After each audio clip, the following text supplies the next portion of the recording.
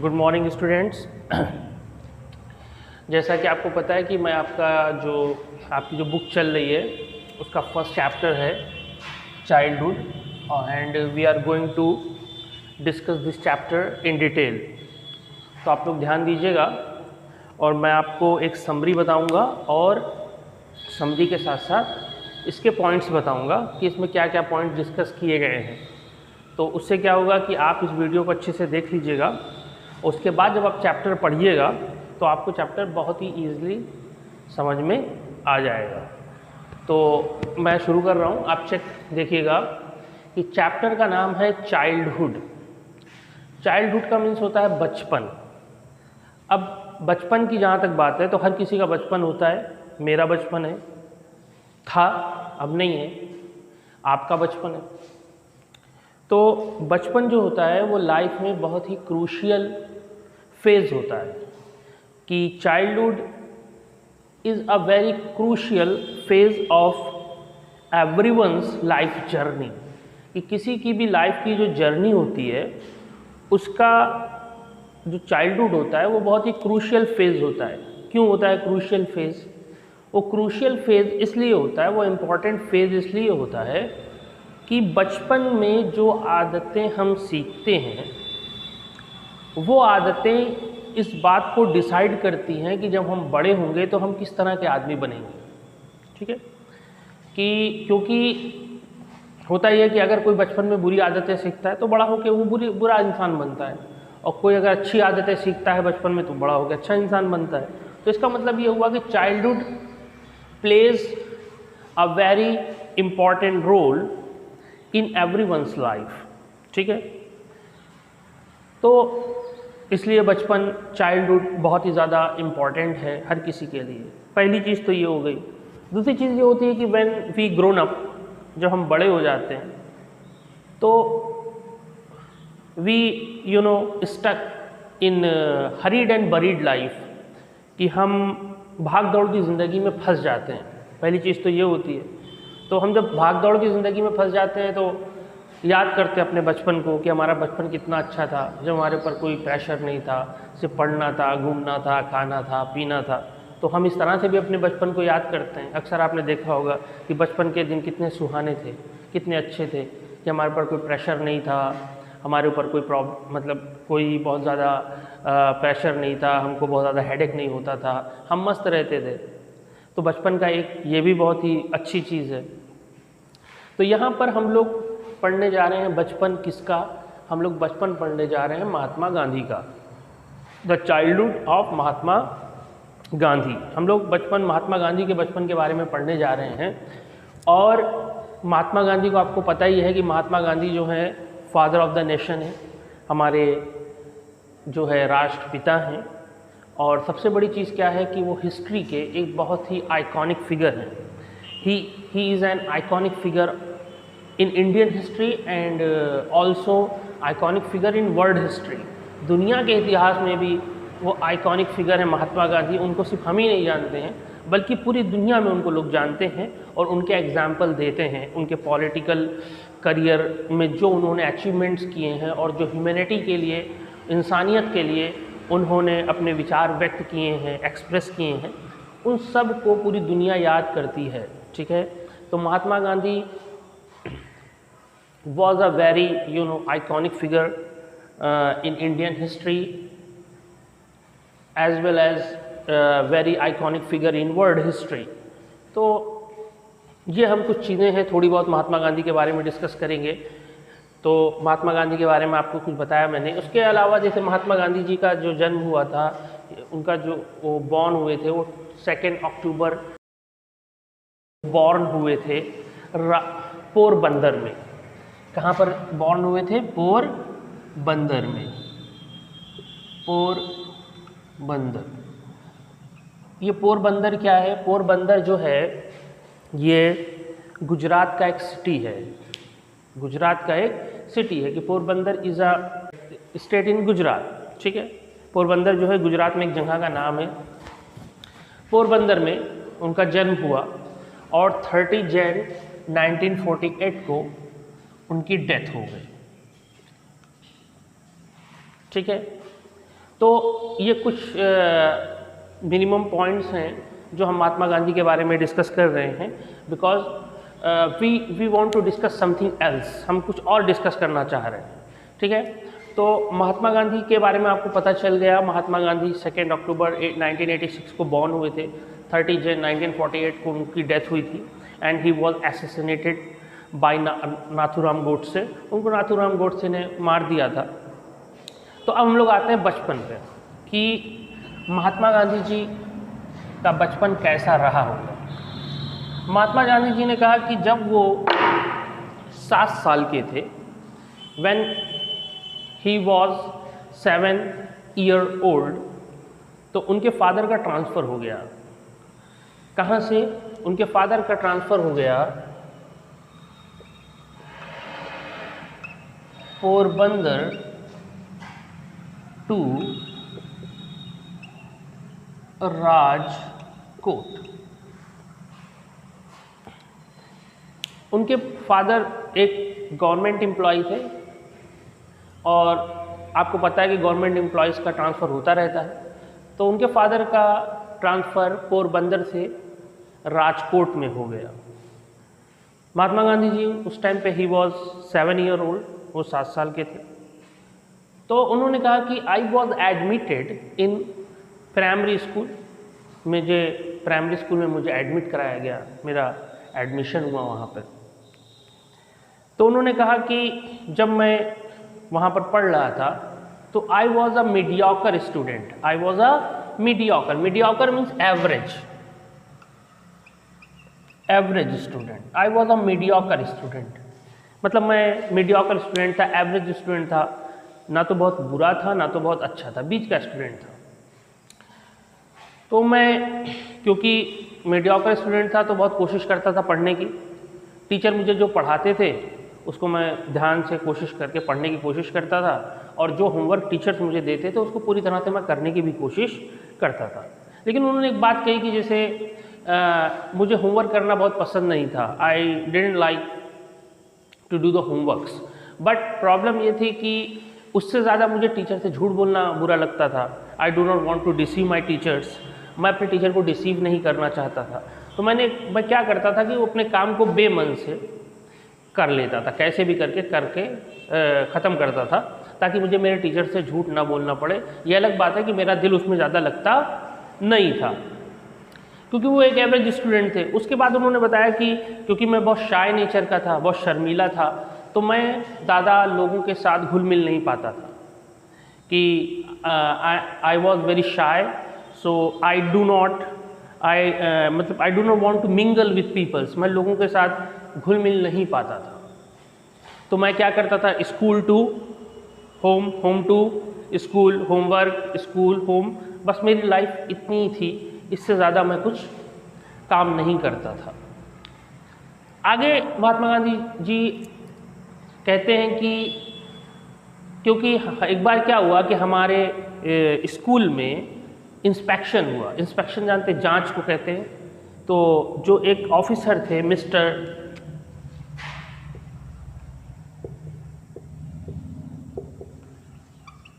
Giles, sorry, okay, mister Jill's या gills भी कह सकते हैं, मिस्टर गिल्स जो हमारे इंस्पेक्टर ऑफिसर थे, वो आए, हमारे स्कूल में आए और उन्होंने इंस्पेक्शन करना शुरू किया। तो उन्होंने जब इंस्पेक्शन करने लगे तो उन्होंने हमको कुछ वर्ड्स दिए कि write down these words spelling on your copy. उन्होंने कहा कि ये मैं आपको कुछ वर्ड्स दे रहा हूँ, कुछ भी वर्ड्स बोले होंगे उन्होंने, कि ये आप अपनी कॉपी के अंदर लिखिए। और उन्होंने उसको डिक्टेट कराया, उन्होंने बोला, और बच्चे जैसे कि आप लोग इमला बोलते हैं तो उसे डिक्टेट कराया कि आप लोग लिखें। तो सारे बच्चे लिख रहे थे। तो Mahatma Gandhi was also writing down all these words on his copy. तो उसमें महात्मा गांधी ने सारी स्पेलिंग्स गलत लिख रहे थे, because he also admitted that he was a average student. वो एक एवरेज स्टूडेंट थे। तो जब वो लिख रहे थे तो उनके सारे वर्ड्स गलत हो रहे थे। तो एक टीचर था, क्योंकि उन्होंने एक वर्ड लिखा कैटिल, एक वर्ड बोला मिस्टर गिल्स ने, LE, कैटिल। कैटिल माने होता है केतली, केतली को कैटल बोलते हैं इंग्लिश में। तो उनके टीचर थे बगल में, उन्होंने उनको पैर से मार के कहा कि यू आर डूइंग रॉन्ग, तुम गलत कर रहे हो, मेक इट करेक्ट, इसको सही करो, and copy from someone else, और किसी दूसरे की कॉपी से कॉपी करके लिखो। क्यों? क्योंकि टीचर बहुत डरा हुआ था। टीचर को लगा कि अगर बच्चे अच्छा नहीं कर पाएंगे तो it is not good for them, then mister Jile will think the teacher is not doing their job well. तो उन्होंने क्या किया कि मिस्टर गांधी को पोक किया। पोक का मतलब होता है किसी चीज़ से मारना। पोक किया और कहा कि मेक करेक्ट योर स्पेलिंग, अपनी स्पेलिंग को करेक्ट करो। मिस्टर जाइल टीचर ने कहा। तो क्योंकि महात्मा गांधी जो थे उन्होंने कहा कि नहीं, टीचर तो हमको हमेशा क्लास में बताता है कि we should not copy from someone else, हमको किसी से कॉपी नहीं करनी चाहिए, but right now he is encouraging me to copy from someone else, लेकिन अभी ये मुझको इनकरेज कर रहे हैं कि आप किसी और से कॉपी करिए। तो गांधी जी को महसूस हुआ कि there is a big difference between action and word. इस दुनिया में तो कहने में और करने में बहुत अंतर है। लोग कहते कुछ हैं और करते कुछ है। तो पहला इंस्टेंस, उनका पहला इनकाउंटर था वो इस तरह का रहा, सच्चाई और झूठ के बीच का। लेकिन उन्होंने कहा कि बट मेरी जो रिस्पेक्ट थी टीचरों को देने की वो कभी कम नहीं हुई और मैं टीचरों को उसी तरह से रिस्पेक्ट देता रहा। उसके बाद सेकंड बात ये हुई कि उन्होंने कहा कि वैसे तो मैं होमवर्क करता था और मुझे बिल्कुल भी पसंद नहीं था कि मैं अपने होमवर्क और बुक, जो स्कूल में बुक प्रेस्क्राइब की जाती है, उसके अलावा भी मैं कुछ पढूं। लेकिन एक दिन मैंने देखा कि एक बुक थी और उस बुक का नाम था सरवना कुमार मतलब श्रवण कुमार या जो भी है इसका राइट प्रोनाउंसिएशन हिंदी में, बट श्रवण कुमार। तो उन्होंने कहा कि मैंने किताब पढ़ी श्रवण कुमार, और श्रवण कुमार की स्टोरी में मैंने पढ़ा कि सर वो अपने माँ बाप को एक सिलिंग पे, सिलिंग बोलते हैं इंग्लिश में, जैसे एक ये होता है, यहाँ पे एक चीज़ लगी होती है और यहाँ पे एक चीज़ लगी होती है और इसको बीच से ऐसे उठाया जाता है, सिलिंग बोलते हैं। तो उसके माँ और बाप जो थे दोनों अंधे और लंगड़े थे और वो बिल्कुल भी ना देख सकते थे तो ना तो चल सकते थे। तो उनके फादर ने विश किया कि हम पिलग्रिमेज पे जाएंगे। पिलग्रिमेज का मीन्स होता है हम, ये सारे वर्ड्स आपको आपकी इस चैप्टर में मिलेंगे। जब आप रीडिंग करेंगे तो आपको सब वर्ड मिलेंगे। पिलग्रिमेज पे जाएंगे, पिलग्रिमेज का मीन्स यात्रा पे जाएंगे, but they can not go by themselves, वो अपने आप तो जा नहीं सकते थे, because they are blind and lame, वो अंधे और लंगड़े थे पैरों से। तो श्रवण कुमार ने डिसाइड किया कि I will carry them on the sling, मैं उनको स्लिंग पे लेके जाऊंगा यात्रा पे। तो it is very hard, it is not easy, even if you know walk for a long time, you tired, and if you carry a load on your shoulder and go somewhere, it is not easy। कि आपको किसी को अपने कंधे पर ले जाना और लंबी दूरी तक ले जाना है तो इतना आसान नहीं है। लेकिन क्योंकि he loved his parents too much and he want to fulfill their wish, वो उनकी विश को पूरा करना चाहता था, वो उनको ले जाना चाहता था, तो उसने उन स्लिंग पर बिठाला और श्रवण कुमार को लेकर चले गए। बीच में क्या हुआ कि श्रवण कुमार के फादर और मदर ने कहा कि बेटा वी आर वेरी थ्रस्टी, हम बहुत प्यासे हैं, प्लीज़ अरेंज सम वाटर, कुछ पानी का इंतज़ाम करो हमारे लिए, कुछ पानी अरेंज करो, कुछ व्यवस्था करो पानी की। तो उसने कहा okay. He put the sling a place, वहाँ पास में कोई जगह थी, वहाँ पर उसने उस स्लिंग को रखा और he went in search of water, और पानी की खोज में बाहर चला गया। तो there was a little forest, एक छोटा सा जंगल था, and in the middle of the forest there is a pound, एक छोटा सा तालाब था। तो तालाब के पास वो गया and he was filling the water in his pot, अपने पॉट में पानी भर रहा था। तो there was some king on hunt, एक राजा था, शिकार पर था। तो उसको कुछ ऐसा सुनाई दिया, तो वो सोचा कि maybe there is a wild animal, हो सकता है उसके पास कोई जंगली जानवर हो। तो he shoot his arrow and it killed Shravan Kumar, उसने अपनी एरो चला दिया और श्रवण कुमार मर गया। तो उसके बाद जब उनके फादर और मदर को पता चला श्रवण कुमार को, तो वो लैमेंट किए। लैमेंट LAMENT, लैमेंट, लैमेंट का मतलब होता है विलाप करना, चीख, अपने बेटे या अपने प्रियो का नाम ले लेकर रोना, बहुत जो है वो रोए। तो इस कहानी का असर महात्मा गांधी के दिल पर बहुत पड़ा, एक दया की भावना उनके अंदर जागी। तो महात्मा गांधी ने जो है इसके बारे में भी कहा अपने चाइल्डहुड में कि the story of Shravan Kumar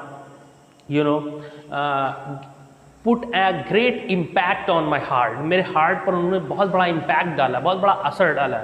और दूसरी एक कहानी जो इस चैप्टर में महात्मा गांधी डिस्कस कर रहे हैं, वो ये कह रहे हैं कि राजा हरिश्चंद्र, राजा हरिश्चंद्र क्या थे? Raja Harishchandra was a symbol of honesty and truth. Raja Harishchandra को देखा जाता है कि वो सच्चाई के बहुत बड़े प्रतीक थे। It is a mythological story, ये एक काल्पनिक स्टोरी है, बट एक आइडियल कैरेक्टर के रूप में उसे हमारे सामने पेश किया गया है राजा हरिश्चंद्र को। तो उनकी सच्चाई, क्योंकि he was very truthful, so he sacrificed everything for the truth. उन्होंने सब कुछ सेक्रीफाई कर दिया, his wife, his children, his wealth, his kingdom, everything he sacrificed for the truth. And in severe condition, भयानक से भयानक कंडीशन में, he followed the path of truth and honesty. उन्होंने सच्चाई का रास्ता अपनाया। किसने? राजा हरिश्चंद्र ने। तो this story also put a great impact on Mahatma Gandhi's heart, और इस कहानी ने भी महात्मा गांधी के हार्ट पर बहुत ज़्यादा असर डाला। ये सारी बातें उन्होंने अपनी एक किताब थी, उस किताब का नाम था माई एक्सपेरिमेंट्स विद ट्रूथ में लिखा, माई एक्सपेरिमेंट्स विद ट्रूथ। उन्होंने अपनी इस किताब में ये सारी चीज़ें लिखी, ये जो चीज़ें मैंने अभी आपको डिस्कस किया है, ये सारी चीज़ें उन्होंने अपनी किताब में लिखी, माई एक्सपेरिमेंट्स विद ट्रूथ, कि मेरा सत्य के साथ प्रयोग कैसा रहा। ठीक है, ये एक ऑटोबायोग्राफी है, ऑटोबायोग्राफी है, ऑटोबायोग्राफी, ये एक ऑटोबायोग्राफी है। ऑटोबायोग्राफी है, ऑटोबायोग्राफी किसे कहते हैं? कि जब आप अपने अनुभवों को, अपनी ज़िंदगी के बारे में खुद लिखें, अपनी किताब, अपने बारे में आप अपनी किताब खुद लिखें, तो उसे कहते हैं ऑटोबायोग्राफी। क्योंकि ऑटो मीन्स होता है स्वयं, ऑटोमेटिक जानते ही हैं, ऑटोमेटिक। तो ऑटोबायोग्राफी जो स्वयं से लिखी जाए जो किताब, उसे ऑटोबायोग्राफी कहते हैं। और बायोग्राफी कहते हैं उस चीज़ को जो आप ना लिखें बल्कि आपकी ज़िंदगी से प्रभावित होकर आपके बारे में कोई और लिखे, उसे कहते हैं बायोग्राफी। तो this is the difference between autobiography and biography. If you right a book about yourself, this is called autobiography, and if about your life someone else write a book, this is called biography. So this is the difference between autobiography and biography. अब क्योंकि ये जो book है, my experiment is the truth, it is a very big book, बड़ी किताब है, और may be 300 pages की किताब होगी, तो इसलिए इसको छोटा करके आपके चैप्टर के रूप में इसे दिया गया है, so that you can read it, you can learn it, you can assimilate it. ठीक है, okay, thank you very much. आप इस चैप्टर को पहले सुनिएगा, इस वीडियो को, और इस वीडियो को सुनने के बाद आप रीडिंग करिएगा इस चैप्टर की पूरी। आपको ये सारी चीज़ें पॉइंट टू पॉइंट सारी चीज़ें आपको मिलेंगी। और अगर आपको कुछ चीज़ नहीं समझ में आती है तो ये वीडियो अपलोड की जाएगी, और कमेंट सेक्शन में आप अपनी राय दे सकते हैं और अपने क्वेश्चंस पूछ सकते हैं। उन क्वेरीज को सॉल्व करने की कोशिश की जाएगी। Thank you.